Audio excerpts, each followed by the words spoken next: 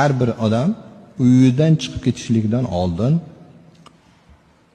Bismillahi tavakkaltu alalloh la havla va la quvvata illa billahil aliyyil azim desa, dedilar payg'ambar alayhissalom. Unga aytiladiki, senga kifoya qilindi, sen himoyaga o'tding, sen muvaffaqiyatga erishding deb aytiladi deganlar. Kim uyiga qaytib borib eshikdan kiradigan bo'lsa bismillah deyish kerak. Shunda nima bo'ladi? Odamlarning ortidan ergashib borgan daydi jinlar bo'ladi. O'shalar tashqarida qolib ketadi, eshikdan kira olmaydi.